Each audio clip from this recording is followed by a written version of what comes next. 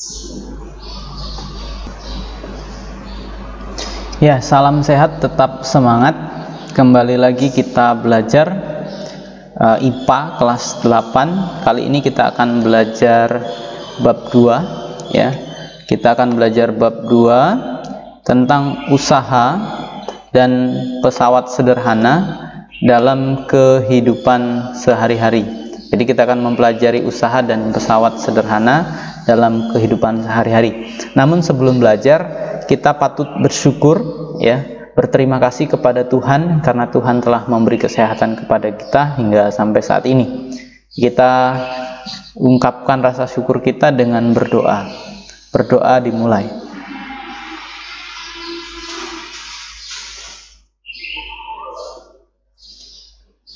Selesai. Nah, apa yang kita pelajari di bab kedua ini ya, tentang usaha dan pesawat sederhana, kita lihat ya.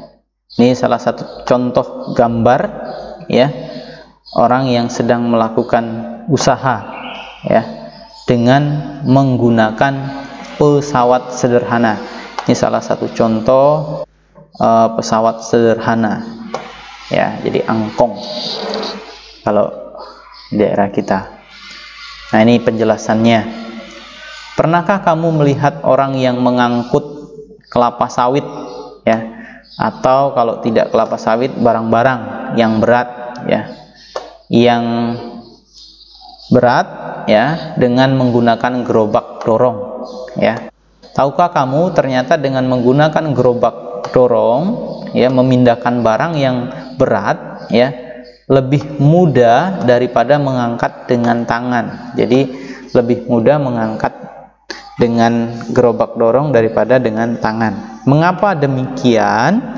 Ya, agar memahaminya kita harus mempelajari materi tentang usaha dan pesawat sederhana dalam kehidupan sehari-hari dengan penuh semangat, antusias dan tanggung jawab. Ya, walaupun kalian masih belajar online di rumah, jadi kalian harus tetap semangat, antusias dan penuh tanggung jawab. Jadi memanfaatkan waktu dengan baik di rumah untuk belajar ya. Kita lanjutkan. Nah, Tuhan telah menciptakan manusia itu sebagai makhluk yang paling sempurna ya, dari makhluk-makhluk yang lain. Jadi Tuhan menganugerahkan kepada manusia akal pikiran untuk merenungi ya segala makhluk yang telah diciptakan oleh Tuhan ya.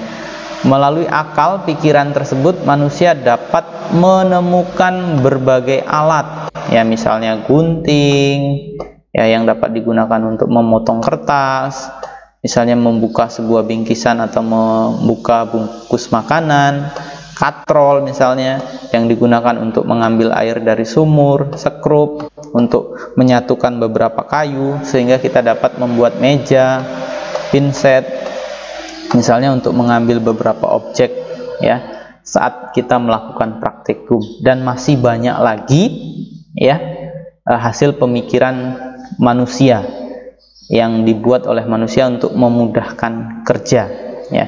Oleh karena itu kita wajib bersyukur kepada Tuhan karena Tuhan telah memberikan akal pikiran kepada kita. Nah, kita lihat dulu tentang usaha ya. Jadi kenapa penting mempelajari usaha? Nah, mempelajari materi ini akan membantu kamu memahami konsep dasar usaha dan aplikasinya dalam kehidupan. Jadi kita lebih mudah nanti memahami konsep dasar usaha dan aplikasi dalam kehidupan. Nah, ini ada yang bisa kalian lakukan di rumah atau pernah kalian lakukan ya di rumah atau di tempat-tempat yang ada temboknya. Biasanya kita mendorong tembok ya, mendorong tembok atau menahan tembok. Apakah tembok tersebut bergerak ya? Meskipun kamu merasa lelah dan berkeringat, namun saat kamu mendorong tembok ya, mendorong tembok itu dikatakan bahwa kamu tidak melakukan usaha sama sekali atau usahanya bernilai 0. Nah, kenapa kira-kira demikian? Ya, jadi kita sudah mengeluarkan tenaga, sudah berkeringat, sudah lelah ketika mendorong tembok, tetapi itu tidak dikatakan sebagai usaha atau usahanya bernilai 0. Nah, untuk menjawab itu kita lihat penjelasannya, ya. Nah, kita pikirkan ini. Ayo kita pikirkan ini. Nanti kalian buat di buku latihan. Ayo kita pikirkan.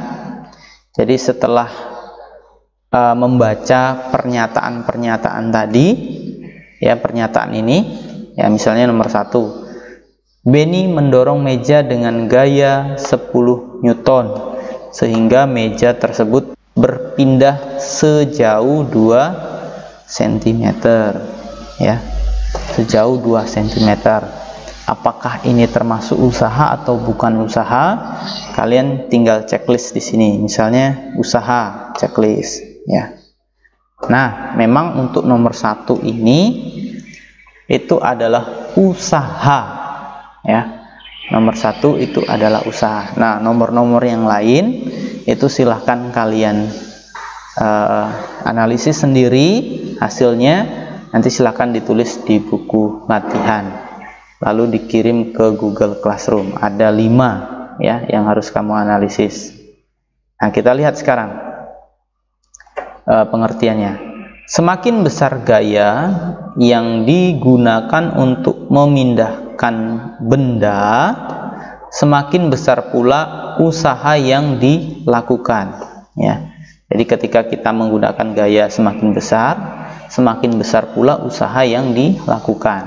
Semakin besar perpindahan benda, semakin besar pula usaha yang dilakukan, ya. Jadi kalau perpindahannya besar, itu semakin besar pula usaha yang dilakukannya. Nah, berdasarkan pernyataan tersebut dapat disimpulkan bahwa besarnya usaha, ingat usaha itu dilambangkan dengan huruf W besar, ya, ditentukan oleh besar gaya yang diberikan pada benda F, ya. Ini gaya, F ini gaya, F ini gaya, F besar gaya. Dan besar perpindahannya itu delta S, ya, delta S. Ya, jadi dan besar perpindahannya. Secara matematis itu dapat dituliskan sebagai berikut, ya. Jadi W sama dengan F kali delta S. Nah, ini rumus dari usaha, ya. Usaha sama dengan gaya dikali perpindahan. Usaha sendiri itu satuannya joule, satuan usaha joule, satuan gaya itu newton, ya, perpindahan itu meter, ya. Nah, itu untuk rumus usaha. Nah, sekarang kita pahami, ya. Ayo kita pahami. Apakah kamu sudah mulai mengetahui tentang konsep dan penerapan rumus usaha? Ya, dari penjelasan tadi, mungkin sudah tergambar apa yang dimaksud dengan usaha. Agar kamu lebih memahami konsep dan penerapan rumus usaha, ayo pahami pertanyaan berikut. Lani mendorong rak dengan gaya sebesar 100 Newton. Gayanya 100 Newton, sehingga rak tersebut berpindah sejauh 10 meter. Sehingga Siti mendorong rak, sedangkan Siti itu mendorong rak lainnya, ya, rak lainnya yang sama masanya dan ukurannya dengan gaya sebesar 400 Newton. Jadi Siti juga melakukan, ya, atau mendorong rak yang sama masanya dan ukurannya dengan gaya 400 Newton, ya, sehingga rak tersebut berpindah sejauh 40 meter, ya. Berapakah besar usaha yang dilakukan oleh Lani dan Siti, ya. Jadi besar usaha yang dilakukan Lani dan Siti. Nah, diketahui, jangan lupa kalau fisika itu ditulis diketahui. Diketahui gaya Lani itu sama dengan 100 Newton. Sedangkan perpindahan Lani itu 10 meter, ya, 10 meter. F Siti-nya atau gaya Siti itu 400 Newton, sedangkan perpindahan Siti itu 40 meter. Ditanya W Lani, ya, dan W Siti. W Lani dan W Siti. Nah, ini yang ditanya. Nah, kita jawab. Jadi bisa kita jawab ya menggunakan rumus ini. W sama dengan gaya dikali perpindahan. Jadi W Lani-nya 100 Newton dikali 10 meter, jadi 1000 Joule, ya. W Siti-nya 400 Newton dikali 40 meter, jadi 16.000 Joule. Jadi besar usaha yang dilakukan oleh gaya dorong Lani dan Lani adalah 1000 Joule, sedangkan untuk Siti itu 16.000 Joule. Nah, berdasarkan ayo kita pahami tadi, bagaimana dengan laju energi yang dikeluarkan oleh Lani dan Siti, ya. Siapakah di antara Lani dan Siti yang mengeluarkan energi paling banyak untuk memindahkan rak, ya. Nah, laju energi atau daya itu disimbolkan dengan P adalah besar energi yang dipergunakan dalam setiap detik, ya, sehingga dapat ditentukan dengan cara membagi besar usaha atau W dengan selang waktunya atau T, atau secara matematis itu dapat dituliskan sebagai berikut. Nah, ini P sama dengan W per T. P itu daya, itu satuannya watt karena energi, ya. W itu usaha, ya, joule. T itu waktu atau satuannya sekon. Nah, itu. Jadi untuk mencari laju energi atau daya atau P, ya. Jadi itu untuk mencari daya. Sekarang kita lihat berikutnya, ayo kita pahami, ya. Jadi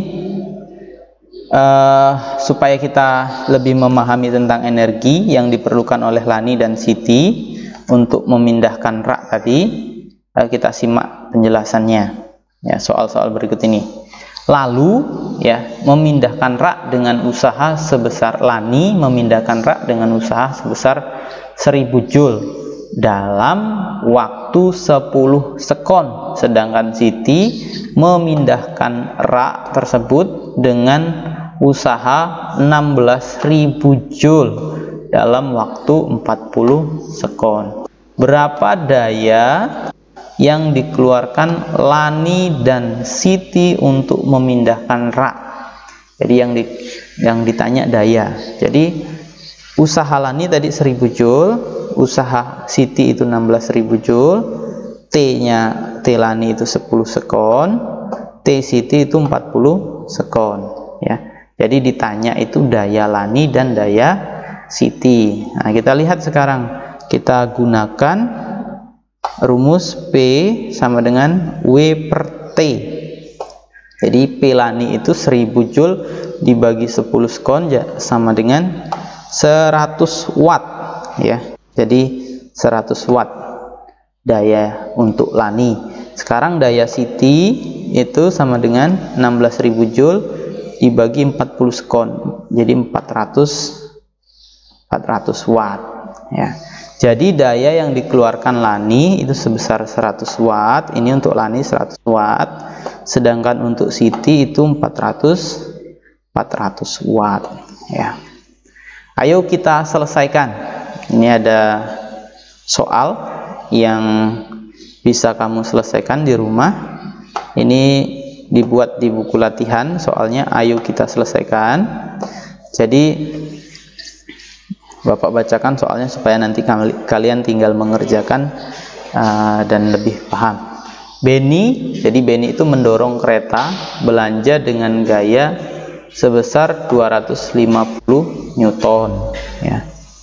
Mendorong kereta belanja dengan gaya sebesar 250 Newton, sehingga kereta belanjanya maju ke depan. Jadi kereta belanjanya mengalami perpindahan itu sejauh 50 meter.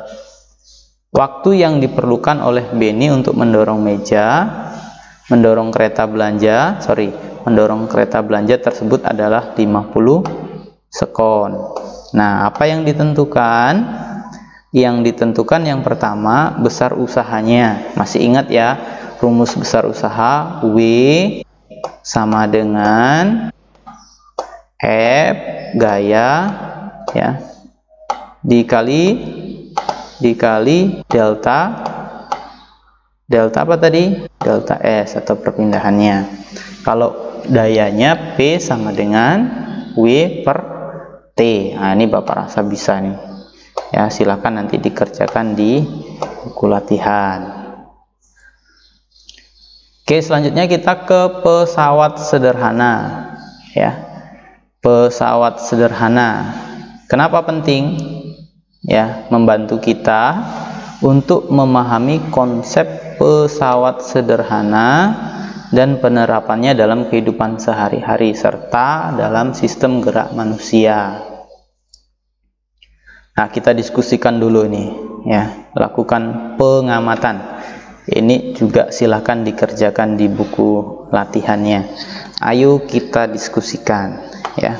Jadi karena kondisinya belajar di rumah, kalian silahkan diskusikan menggunakan WA, ya, atau Line, ya, atau Zoom, atau video call dan sebagainya dengan teman kalian, ya. Tidak perlu banyak-banyak, cukup satu orang saja. Jadi teman diskusinya satu orang, ya. Nah, lakukan pengamatan terhadap berbagai macam aktivitas yang sering dilakukan oleh orang-orang di sekitarmu. Menurut pendapatmu, aktivitas-aktivitas tersebut lebih mudah dilakukan dengan menggunakan alat bantu atau dengan tangan saja. Ya, ini nanti kamu lengkapi yang belum ini, misalnya memotong daging, mengerek bendera, dan seterusnya. Nah, ini kalian buat 6-10 ini aktivitasnya apa, menggunakan alat bantu apa. Jadi kamu cari sendiri, kamu analisis sendiri, kamu amati sendiri yang ada di sekitar kamu, ya. Nah, misalnya nih, jenis kegiatannya memotong kertas, ya. Memotong kertas itu alat bantunya atau apa? Alat pemotong kertas. Nah, ini menggunting rambut, misalnya alat bantunya gunting. Memotong daging, apa alat bantunya? Titik-titik. Nah, ini kamu cari apa alat bantu memotong daging. Mencabut paku, catut misalnya. Mengerek bendera, ini apa alatnya? Ini kamu cari. Dan seterusnya, cari 5 lagi, ya, aktivitasnya yang berkaitan dengan pesawat sederhana. Nah, berdasarkan hasil diskusi tadi, ya, jadi kalau kalian sudah diskusi, kamu dapat mengetahui manfaat dari pesawat sederhana, ya.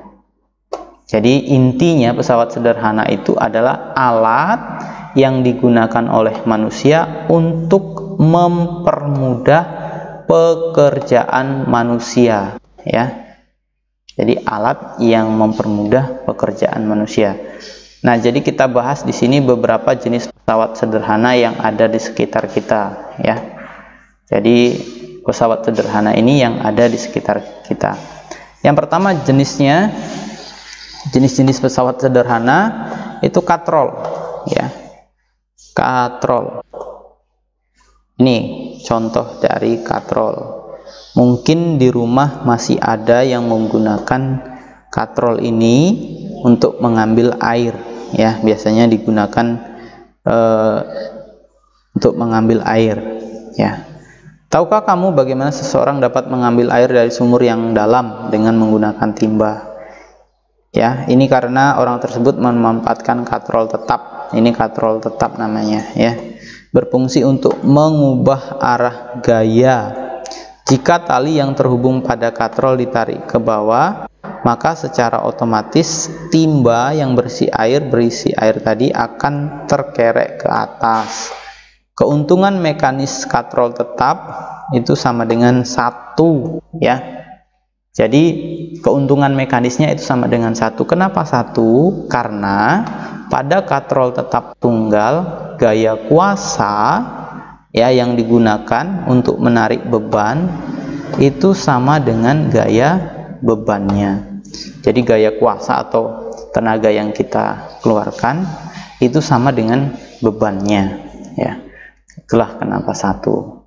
Nah, berbeda dengan katrol tetap, ya, kedudukan katrol bebas, jadi ada katrol bebas, berubah dan tidak dipasang di tempat tertentu. Nih contohnya. Ini yang pertama, katrol tetap tunggal tadi.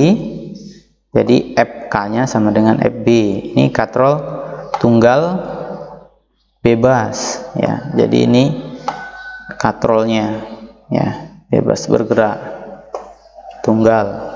Ini katrol tetap, ini 1 katrol tetapnya, ini satu katrol tetap, ini 1 katrol bebas, ya.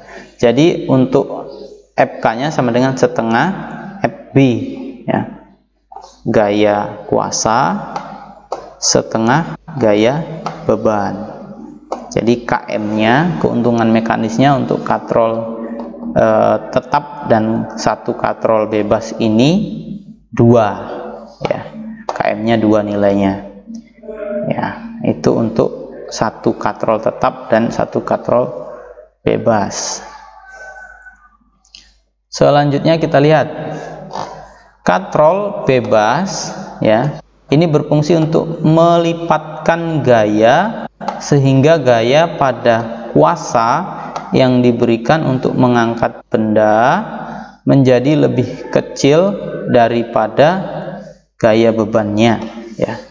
Katrol jenis ini biasanya ditemukan di pelabuhan, ya, digunakan untuk mengangkat peti kemas. Keuntungan mekanisnya dari katrol bebas itu lebih besar dari 1, ya. Pada kenyataan nilai keuntungan mekanis dari katrol bebas tunggal adalah 2. Hal ini berarti bahwa gaya kuasa 1 Newton misalnya itu akan mengangkat beban 2 Newton. Jadi kuasanya setengah dari bebannya. Nah, ini contohnya. Ini agar gaya kuasa yang diberikan pada benda semakin kecil, maka diperlukan katrol majemuk. Nah, ini katrol majemuk, ya. Katrolnya lebih dari 2, itu katrol majemuk. Jadi katrolnya lebih dari 2, ya. Jadi ini ada 1, 2, 3, 4 katrol. Nah, katrol majemuk merupakan gabungan dari katrol tetap dan katrol bebas yang dirangkai menjadi satu sistem yang terpadu. Jadi dirangkai menjadi satu sistem terpadu. Katrol majemuk biasanya digunakan dalam bidang industri untuk mengangkat benda-benda berat. Keuntungan mekanis dari katrol majemuk adalah sama dengan jumlah tali, ya. Sama dengan jumlah tali yang menyokong berat beban ini. 1, ya, 2, ini 3 yang menyokong beban, ya. 3, ini 4, ya. Ini bebannya. Jadi KM-nya 4, ya. Gaya kuasa pada katrol majemuk di samping ini 4 karena jumlah tali yang mengangkat beban ada 4. Tali kuasa tidak diperhitungkan. Jadi untuk tali kuasa yang di atas ini tidak diperhitungkan ya. Jadi total KM-nya itu 4. Nah, apa yang dimaksud dengan keuntungan mekanis ya? Keuntungan mekanis atau KM adalah bilangan yang menunjukkan berapa kali pesawat sederhana menggandakan gaya. Dapatkah kamu menghitungnya? Caranya dengan menghitung besar perbandingan gaya beban dengan gaya kuasa yang diberikan pada benda. Berikut adalah persamaan matematisnya. Nah, ini persamaan matematisnya. KM keuntungan mekanis sama dengan gaya beban per gaya kuasa sama dengan FB per FK. Gaya beban per gaya kuasa. Tidak semua pesawat sederhana dapat menggandakan gaya. Contohnya katrol tetap tunggal. Katrol ini hanya berfungsi mengubah arah gaya. Oleh karena itu, pada katrol tetap tunggal hanya memiliki keuntungan mekanis sebesar 1, ya, hanya mengubah arah gaya saja supaya lebih mudah melakukannya, atau mengangkat pada ember misalnya untuk mengangkat air menggunakan katrol. Selanjutnya ada roda berporos, ya. Tentu ini tentang roda berporos ini tidak asing lagi, ya. Ini contoh roda berporos, roda gigi pada sepeda motor. Nah, ini contohnya, ya. Jadi pasti pernah ya melihat ini. Dan ban pada sepeda adalah salah satu contoh pesawat sederhana yang tergolong roda berporos, ya. Roda gigi berfungsi sebagai pusat pengatur gerak roda sepeda yang terhubung langsung dengan roda sepeda. Nah, ini roda bergigi nih, ada gigi-giginya, ya. Ini porosnya. Nah, ini sama juga, ini poros, ini giginya, roda bergigi. Nah, ini, ya. Sedangkan roda sepeda menerapkan prinsip roda berporos untuk mempercepat gaya saat melakukan perjalanan.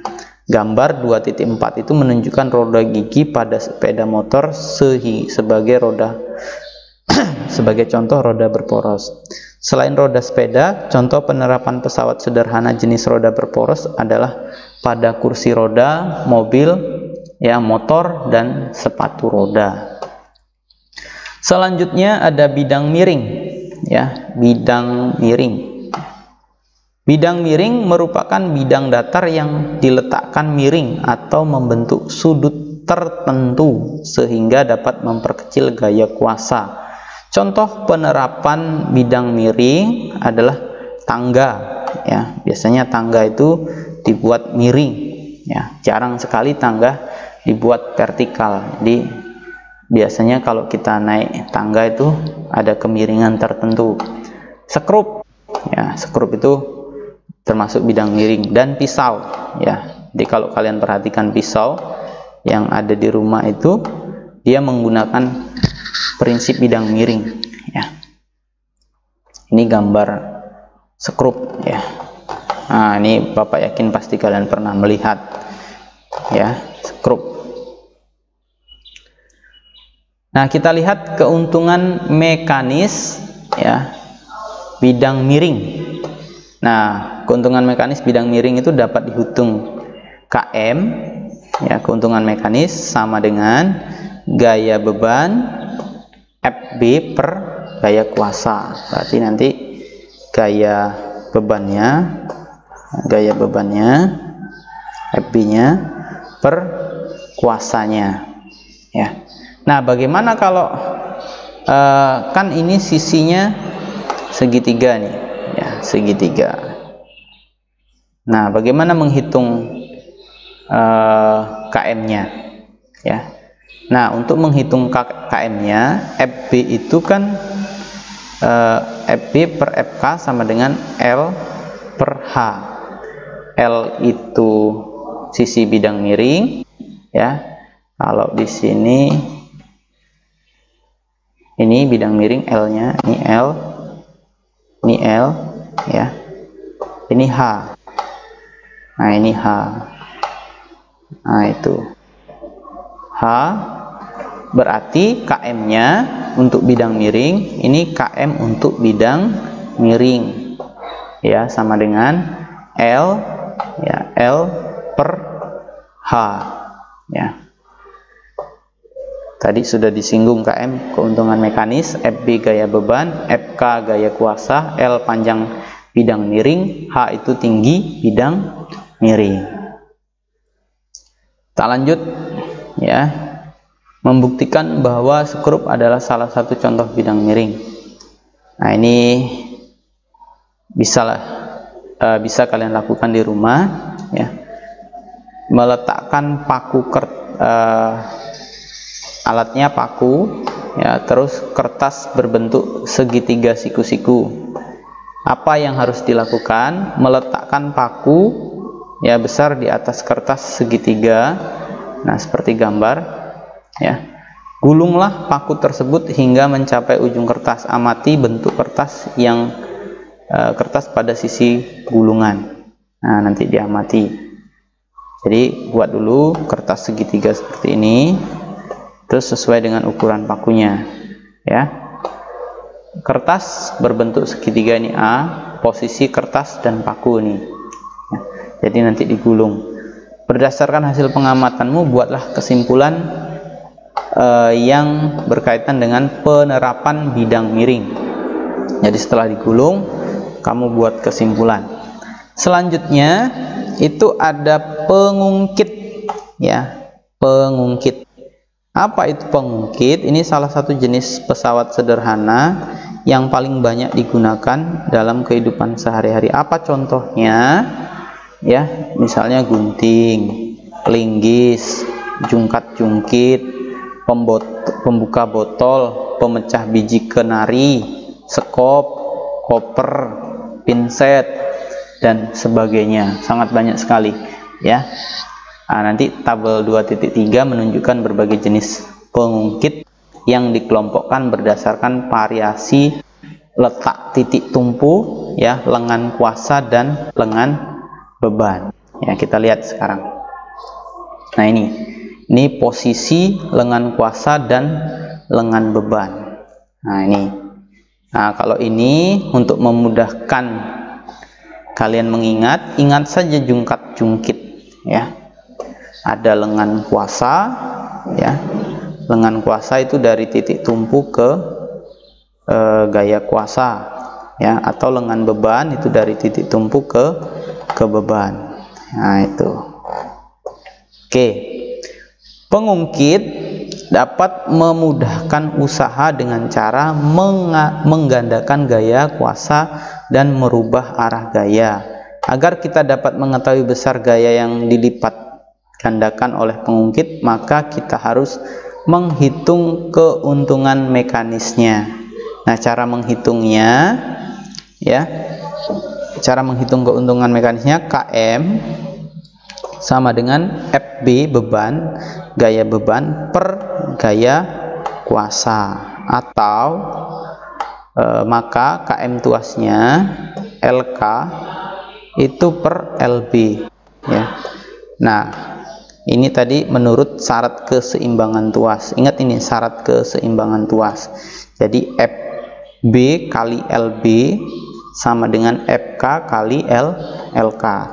Jadi ini ya, FB kali LB ya sama dengan FK kali LK. Nah, itu ya. Kita lanjut.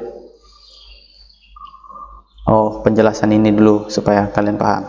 FB itu gaya kuasa, FK gaya beban, LK itu lengan kuasa, LB itu lengan beban. Kita lihat penerapannya ya. Jenis pengungkit. Jadi jenis pengungkit itu dikelompokkan berdasarkan letak titik tumpunya, lengan kuasa dan lengan beban. Yang pertama jenis pengungkit jenis pertama ya. Jenis pertama kita lihat. Jenis pertama itu misalnya contohnya gunting Gunting itu porosnya atau titik tumpunya berada di tengah, ya. Ini titik tumpunya. Ini gaya kuasa, ya. Ini gaya kuasa. Nah, ini gaya beban. Nanti kan kita taruh beban di sini. Misalnya menggunting kertas, kita taruh di sini kertasnya. Nah, ini bebannya. Ini gaya basah, ya. Ini titik tumpunya. Oke, itu jenis pertama. Sekarang kita lihat pengungkit jenis kedua, ya. Pengungkit jenis kedua. Penerapannya ini biasanya ke pembuka tutup botol, nih, ya. Ini gaya kuasa. Ini gaya kuasa tangan kita. Terus di sini ini gaya bebannya di sini. Ini gaya beban, ya, gaya beban di sini. Terus tumpuan ini tumpuannya. Nah, ini, ya. Itu jenis kedua. Jadi gaya bebannya berada di antara gaya kuasa dan titik tumpu. Kalau jenis pertama tadi titik tumpunya berada di tengah. Sekarang jenis ketiga.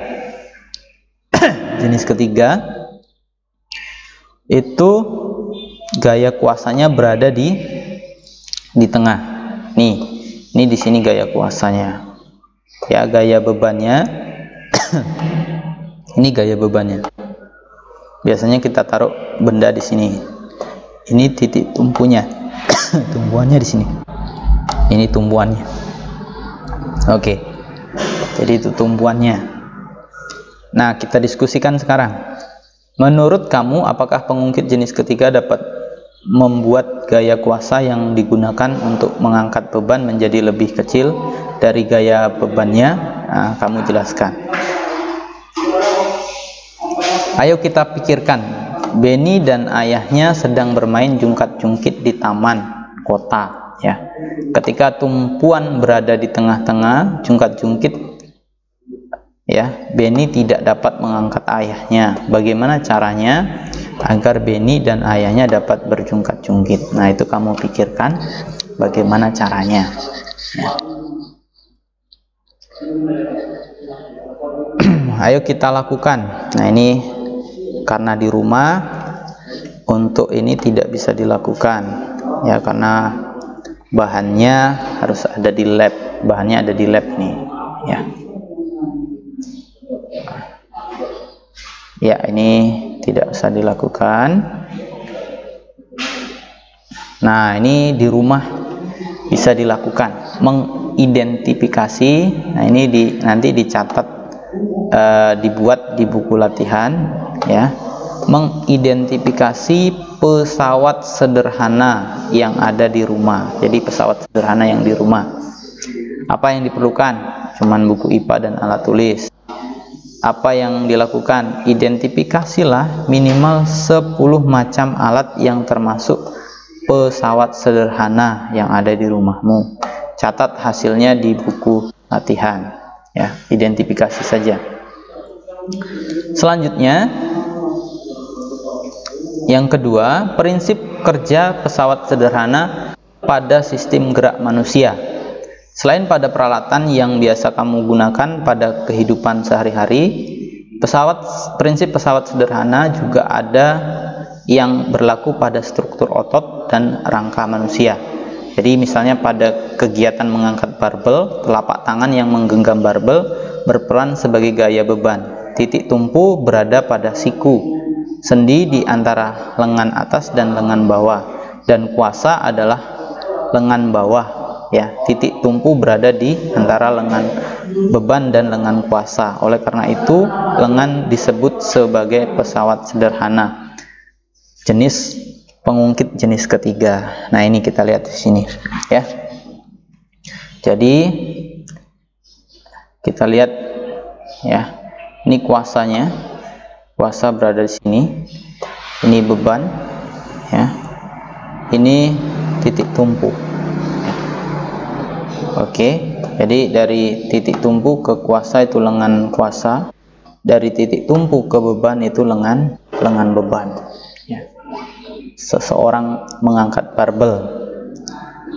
ini boleh didiskusikan. Dengan menggunakan prinsip kerja pesawat sederhana, coba kamu tuliskan penjelasan untuk contoh kasus 1 dan kasus 2 penerapannya dalam penerapan prinsip pesawat sederhana pada struktur otot dan rangka manusia saat melakukan aktivitas. Ini hanya didiskusikan saja, ya. Nah, selanjutnya, misalnya ada kasus 1 menengadahkan kepala, ya. Kasus 2 kaki jinjit. Nah, saat menengadahkan kepala, ya, itu bisa kita perhatikan. P ini titik tumpunya, di sini titik tumpunya, ya. Terus K itu titik kuasa, di sini titik kuasa, dan B itu titik beban di sini. Nah, ini K di sini, titik bebannya di sini, bebannya ini titik tumpunya saat menjinjit ini. Nah, selain pada kegiatan mengangkat barbel, jinjit dan berdiri dan menunduk, prinsip pengungkit juga dapat digunakan untuk menganalisis pola gerakan tubuh pada saat bermain bulu tangkis seperti pada gambar. Nah, ini saat bermain bulu tangkis, ya. Jadi kita bisa analisis jenis-jenis pengungkitnya. Oke, kita lanjut.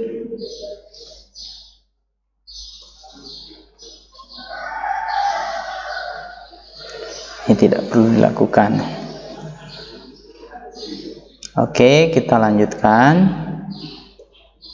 Nah, di sini ada beberapa soal sebagai latihan di rumah. Ini boleh kamu kerjakan, ya. Boleh, silakan dikerjakan. Nanti jawabannya ditulis saja di buku latihan. Dan dikirim ke Google Classroom, ya.